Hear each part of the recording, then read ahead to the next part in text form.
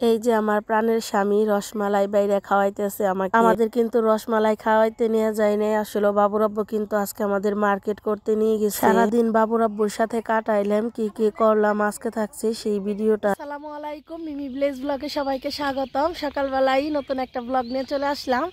তো বাবুরাব্বু আসছে, আজকে সারাদিন কি করি সেটাই থাকছে আজকের ব্লগে। দেখেন কি কুয়াশা, আর প্রতিদিনের রুটিনের মতো এই যে আজকেও যাইতেছি স্কুলে। মনি একটা হাই দাও, হাই দাও মনি। অনেক সকাল, এই যে একটা কুকুর আইতেছে দেখে সাইড দাও বাবা। আসো ওই দোকান থেকে কিনা দিন না, আসো। দেরি হয়ে গেছে না স্কুলে নেই, কত কুয়াশা। তারপরে মনে হইতেছে আজকে রোদ উঠবো, এই যে একটু একটু রোদ দেখা যাইতেছে। তো আপনারা পুরো ব্লগটি দেখতে থাকুন, আশা করি খুবই ভালো লাগবে। স্কুল ছুটি হয়ে গেছে কিন্তু নৌকা তো ওই পারের জন্য আমরা অপেক্ষা করতেছি। আর স্কুল ছুটি হয়ে গেছে, স্যার তো অনেক বেশি আনন্দ পাইতেছে। স্যারের বাবা আসছে আজকের জন্য, কোন সময় ছুটি দেব বাবার সাথে দেখা করব। স্কুল তো ছুটি, যাও গা বেরতে হন বাবু, বসে থাকো। গগু দাঁড়াই যাবে তো আমাকে লাগাই না বান কাটা তোমাকে বাড়ি।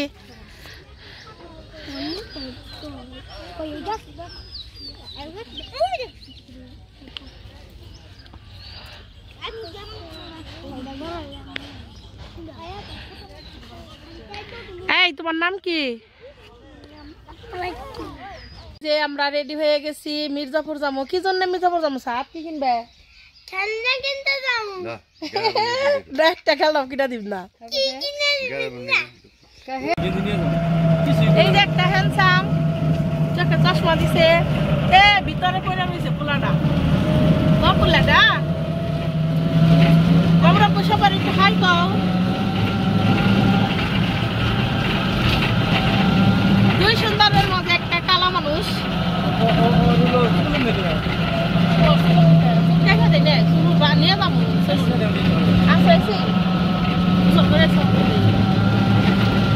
আমরা যাইতেছি মার্কেট করার জন্য। বাবুরাব্বু আজকে আমাদের মার্কেট করে দিবে।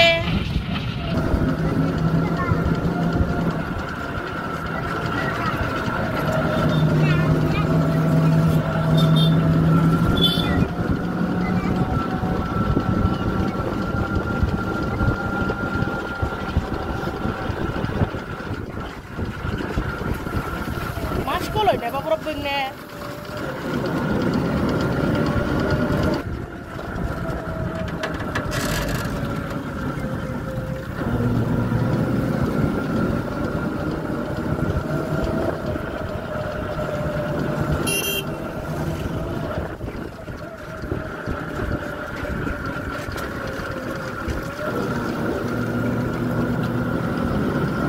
তারপরে চলে আসলাম আমরা তো থ্রি পিসের দোকানে। আমি কিন্তু সবসময় এই দোকান থেকে থ্রি পিস নিই। মূলত আজকে আমি একটা থ্রি পিস কিনবো আর গজ কাপড় কিনবো বাড়িতে পরার জন্য। কিন্তু না, বাবুরাব্বু আমাকে সব দামি থ্রি পিস নিতে বলে আর বাড়িতে পরার জন্য এগুলাই নিতে বলে। আমি নেই নাই, এর জন্য রাগ করে দেখেন রসমালাই খাইতেছে। আমি বলতেছি যে না, আমি রসমালাই খাবো না, তুমি একাই খাও। দোকানদারকে কি বলতেছে, গাইতে নিয়ে যাম, খাম না, দিও না মারে।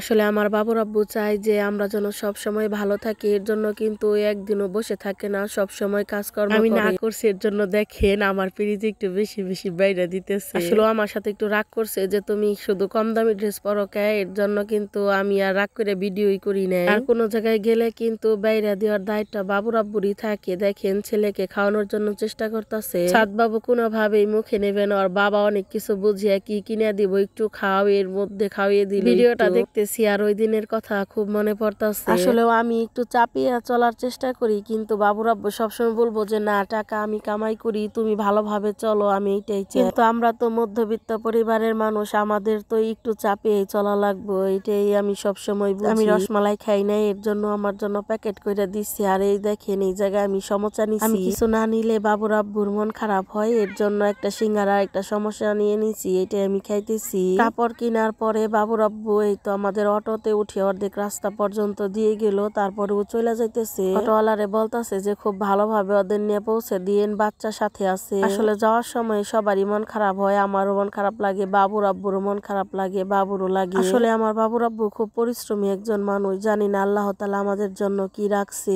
এখন শুধু আমার ছেলেটাকে মানুষ করার চিন্তা আমাদের। আসলে আমার বিয়ে হয়েছে অনেক দিন হয়েছে, আমাদের যা কিছু আছে আমার বাবুর আব্বুর চেষ্টাই কিন্তু সবকিছু হয়েছে। যতটুকু ভালো চলতেছি আল্লাহর রহমতে, আল্লাহ তাআলা কিন্তু বাবুর আব্বুরে কামাই করার জন্য দিচ্ছে, এর জন্য চলতে পারতেছি। বাবুর আব্বুরে বিদায় দিয়ে আসার পথেই দেখেন আমরা আটকা পড়ে গেলাম রেল ক্রসিং এ। ট্রেন আসবো এর জন্য নিচে রাখলো, কারণ উপরে তো অটো রাখার জায়গা নেই তেমন। ছেলেটা খুব বায়না করতেছে যে আম্মু পরে চলো, কিন্তু আমার একটু ভয় করলো, এর জন্য আমি আর গেলাম না উপরে। অল্প কিছুক্ষণের মধ্যেই ট্রেনটা চলে আসবে। আর হ্যাঁ, আমার চ্যানেলটিকে কিন্তু সবাই সাবস্ক্রাইব করবেন এবং পাশে থাকা বেল আইকনটি ক্লিক করবেন সবার আগে নোটিফিকেশন পেতে।